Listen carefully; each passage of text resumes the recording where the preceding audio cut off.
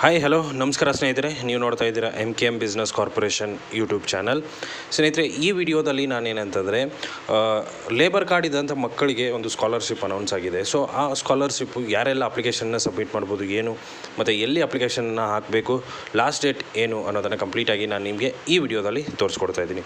So ವಿಡಿಯೋನ ಶುರು ಮಾಡೋಣ. ಅದಕ್ಕೂ ಮುಂಚೆ ಚಾನಲ್ಗೆ ಹೊಸದಾಗಿರೋ ದಯವಿಟ್ಟು ಸಬ್ಸ್ಕ್ರೈಬ್ ಮಾಡ್ಕೊಳ್ಳಿ. ವಿಡಿಯೋನ ಕೊನೆವರೆಗೂ ನೋಡಿ. ಇಷ್ಟ ಆದರೆ ಒಂದು ಲೈಕ್ ಮಾಡಿ. ಬನ್ನಿ ವಿಡಿಯೋನ ಶುರು ಮಾಡೋಣ. ಸ್ನೇಹಿತರೆ, ಮೊದಲಿಗೆ ಏನು ಮಾಡ್ತೀನಿ, ನಾನು ಅವರ ಒಂದು ಅಫಿಷಿಯಲ್ ವೆಬ್ಸೈಟ್ನ ಓಪನ್ ಮಾಡ್ಕೊಂಡಿದ್ದೀನಿ. ನೋಡ್ಬೋದು, ಕರ್ನಾಟಕ ಕಟ್ಟಡ ಮತ್ತು ಇತರೆ ನಿರ್ಮಾಣ ಕಾರ್ಮಿಕರ ಕಲ್ಯಾಣ ಮಂಡಳಿ ಅಂತ. ಸೊ ಇದರಲ್ಲಿ ನಾನು ನಿಮಗೆ ಏನಂತಂದರೆ ಇತ್ತೀಚಿನ ಸುದ್ದಿಗಳ ಮೇಲೆ ಒಂದು ಕ್ಲಿಕ್ ಮಾಡ್ಕೋತೀನಿ. ಸೊ ಅದರಲ್ಲಿ ಏನಾಗುತ್ತೆ, ಅವರು ಹೊಸ ಏನೇನು ಅನೌನ್ಸ್ ಮಾಡಿದ್ರು ಅದೆಲ್ಲ ಇಲ್ಲಿ ಓಪನ್ ಆಗುತ್ತೆ.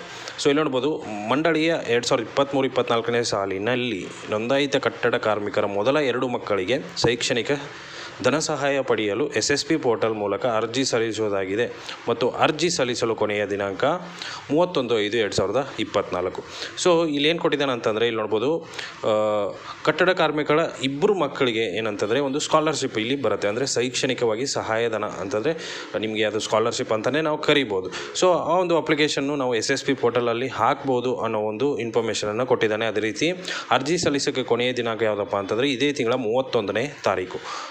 ಸೊ ಅದ್ರ ಮೇಲೆ ನಾವು ಕ್ಲಿಕ್ ಮಾಡೋಣ. ಸೊ ಏನಾದರೂ ಓಪನ್ ಆಗುತ್ತಾ ಅಂತ ನೋಡೋಣ. ಸೊ ಅದರಲ್ಲಿ ಯಾವುದೇ ಥರದ ಒಂದು ಲಿಂಕ್ ಆಗಿರ್ಬೋದು, ಎಂಥದ್ದು ಏನು ಕೊಟ್ಟಿಲ್ಲ. ಅವರು ಜಸ್ಟ್ ಏನು ಮಾಡಿದ್ದಾರೆ, ಕಂಪ್ಲೀಟ್ ಡೀಟೇಲ್ ಆಗಿ ಕೊಟ್ಬಿಟ್ಟು ಏನು ಮಾಡಿದ್ದಾರೆ, ನಿಮಗೆ 31/5/2024ಕ್ಕೆ ಒಂದು ಏನಂತಂದರೆ ಅಪ್ಲಿಕೇಶನ್ ಕ್ಲೋಸ್ ಆಗುತ್ತೆ ಅಂತ ಹೇಳಿದ್ದಾರೆ. ಹಾಗಾದರೆ ನಾವು ಅಪ್ಲಿಕೇಶನ್ನ ಎಲ್ಲಿ ಹಾಕೋದು? ಸೊ SSP ಪೋರ್ಟಲ್ ಅಂತ ಕೊಟ್ಟಿದ್ದಾರೆ. ಸೊ ನಾವು SSP ಅನ್ನು ಓಪನ್ ಮಾಡ್ಕೊಳ್ಳೋಣ ಇವಾಗ. ಸೊ SSP ಪೋರ್ಟಲನ್ನು ಓಪನ್ ಮಾಡ್ಕೊಳ್ಳೋಣ. SSP ಪೋರ್ಟಲಲ್ಲಿ ಓಪನ್ ಮಾಡಿಕೊಂಡು ಅಲ್ಲೇನಾದರೂ ಅದರದ್ದು ಇನ್ಫಾರ್ಮೇಷನ್ ಇದೆಯಾ ಇಲ್ವಾ ಅನ್ನೋದನ್ನು ಒಂದು ಸಾರಿ ನಾವು ಚೆಕ್ ಮಾಡೋಣ. ಸೊ ಮೊದಲಿಗೆ SSP ಅಂತ ಸರ್ಚ್ ಮಾಡಿಕೊಂಡು ನಾವು ಗೂಗಲಲ್ಲಿ SSPಯನ್ನು ಓಪನ್ ಮಾಡ್ಕೊಳ್ಳೋಣ. ಸೊ ಇಲ್ಲಿ ನೋಡ್ಬೋದು, SSP ಇವಾಗ ಓಪನ್ ಆಗಿದೆ. ಸೊ SSP ಓಪನ್ ಆಗ್ತಿದ್ದಂಗೆ ನಾನು ಕೆಳಗಡೆ ಬರ್ತೀನಿ. ಇಲ್ಲಿ ಲಾಸ್ಟ್ ಡೇಟ್ ಫಾರ್ ಅಪ್ಲಿಕೇಶನ್ಸ್ ಅಂತ ಇದೆ. ಸೊ ಇಲ್ಲಿ ಕ್ಲಿಕ್ ಮಾಡ್ಕೋತೀನಿ.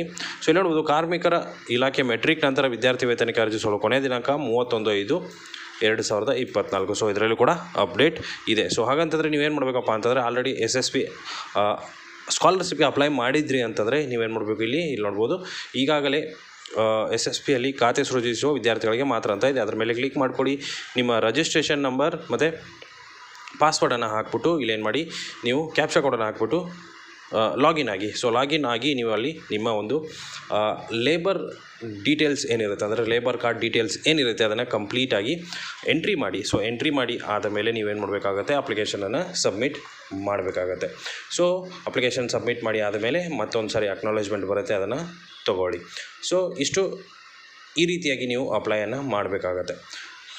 ಸೊ ಇಷ್ಟು ಸ್ನೇಹಿತರೆ ಇವತ್ತಿನ ವಿಡಿಯೋ ಇಷ್ಟ ಆಗಿದೆ ಅಂದ್ಕೊಂಡಿದ್ದೀನಿ. ಇಷ್ಟ ಆಗಿದ್ದರೆ ಲೈಕ್ ಮಾಡಿ, ಶೇರ್ ಮಾಡಿ, ಸಬ್ಸ್ಕ್ರೈಬ್ ಮಾಡೋದನ್ನು ಮರಿಬೇಡಿ ಅಂತ ಹೇಳ್ತಾ ವಿಡಿಯೋನ ಮುಗಿಸ್ತಾ ಇದ್ದೀನಿ. Thank you so much.